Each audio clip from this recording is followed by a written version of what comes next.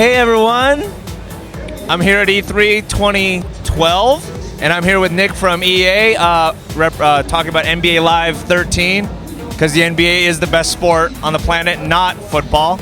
I have a lot of questions for you, so we'll start with the first one that came to my head is, what took so long? Wow, great question. So we've had the very unique opportunity of treating the NBA Live Return as a new IP. What that means is we started with a very small team, and we're able to identify what do we want to do in Live 13 and beyond, and how are we going to get there. So again, unique opportunity. We've taken a look at the Live franchise and what do we have to work with. We've looked across the EA Sports label and looked at what are the top technologies that we have in games like FIFA and NHL, and what makes sense to bring into the NBA Live franchise to deliver that great experience in Live 13 and beyond.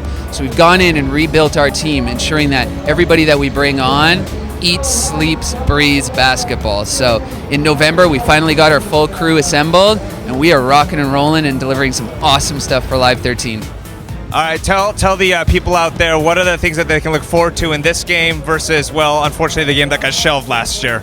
So Live 13 is going to see a number of big changes. It all starts with gameplay. Gameplay is absolutely king, and that's the way that we've approached it. And so one of the areas that we really focused on is responsiveness.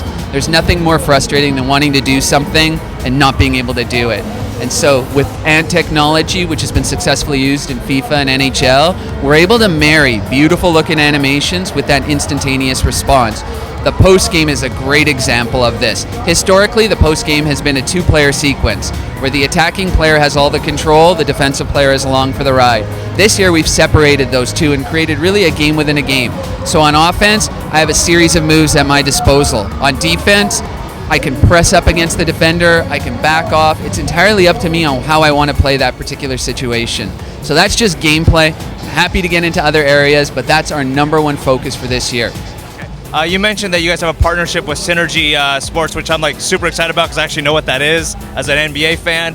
Explain to me how, for non-disgusting NBA fans like myself, why that matters and why that's important. Yeah, our exclusive partnership with Synergy is huge. So they track every single piece of data that happens over the course of an entire season in the NBA. We're talking every team, every second of play, every single thing that happens on the court, whether it be which way a player drives, where a player is shooting from, the way the defense matches up against that player, who gets substituted in, at what time, what matchups coaches are using against players. All of that stuff we get as a data stream. Our AI is able to take all of that information in, and where this is important is both on the offensive and the defensive side. On the offensive side, players play exactly like they do in real life because we're getting all of that information in. Same thing on the defense. We can adapt our AI to play defensively based on what's happening in real life, and it's all fueled by that data that comes in, which makes sure it's 100% authentic. So we can expect Kobe Bryant to shoot 30 times a game? Kobe Bryant will be doing exactly what happens in real life. Wait, does that include yelling at his teammates after they miss a shot?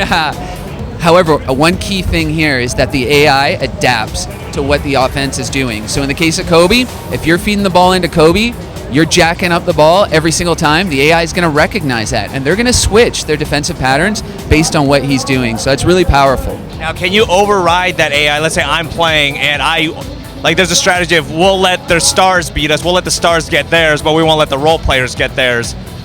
Can you basically can you overwrite the AI when it comes to game strategy in this game? Yeah, absolutely. At the end of the day, the user is in control of everything. A focus for us on the AI was focusing on your teammates. We want them to do what they would do in real life. We call it moving with a purpose. It's something coaches yell at their players all the time. On offense, you're moving to get open or get one of your teammates open. On defense, you're rotating. This is a key thing in basketball games that hasn't always been done. You want to be able to rotate to always help out. And so you can't control every single person at every single time. You can decide what the team wants to do. However, it's really important that the AI is doing smart things in support of one another. How big will Manu's bald spot be in this game? Tough question. So it's amazing the level of detail that we've taken on with every single player. 100 hours goes into just building an individual sculpt. Every player in the league has individual sculpts, so we're not sharing heads across the board. So that's one of the biggest things. You asked earlier, what am I going to see new in NBA Live 13? The attention to detail in likeness is unparalleled. These guys, right down to the pore, the manginess in a beard that Tyson Chandler has, it's all covered. Carlos Booza's fake hair. Everything that you would expect to see is dialed in. There's absolutely 100% authenticity. Will Manu Ginobili progressively go balder as you do like season modes? Oh my goodness. You know what? That actually brings up a great question, which is on the online side, what are we going to do to keep the experience fresh and appropriate with what's happening in the league? So you're seeing in the NBA all the time, players are changing facial hairstyles. So LeBron will go from beard to goatee, back to beard in the matter of a couple of months. You need to be able to update that stuff all the time, and that's a big thing for us this year. One little aspect of our overall live services campaign, keeping things fresh.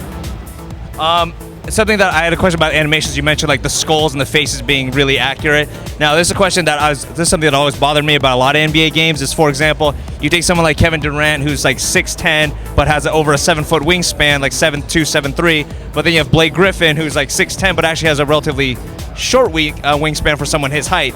Will that be reflected in the game as well? Because I notice a lot of times they overlook the appendages.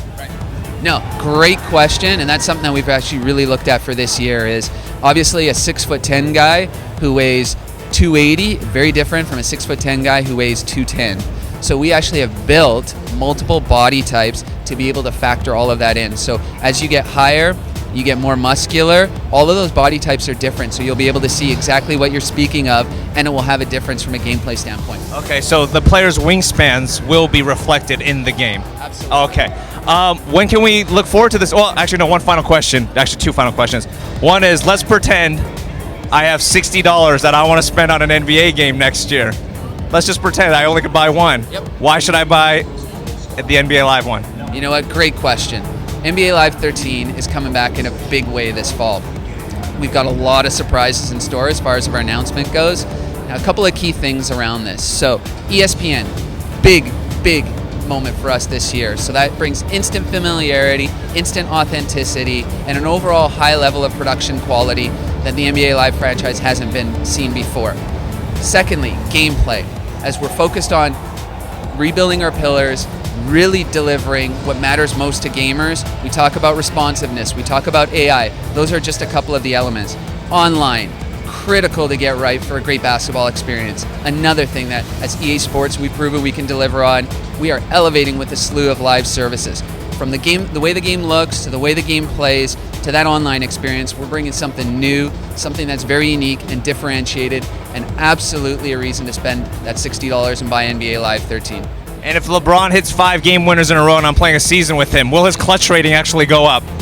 We actually have hot and cold streaks in the game this year, so that's a new addition. Right. So based on the way that a player is performing, you absolutely will see that. So if the Miami Heat are 0 for 12 on game-tying, game-winning shots, and that stat has actually probably increased recently, you will see that reflected in the game. Okay. And when can we look forward to the release? Or give me a rough guesstimation. Sure. We will be out, big time October this year.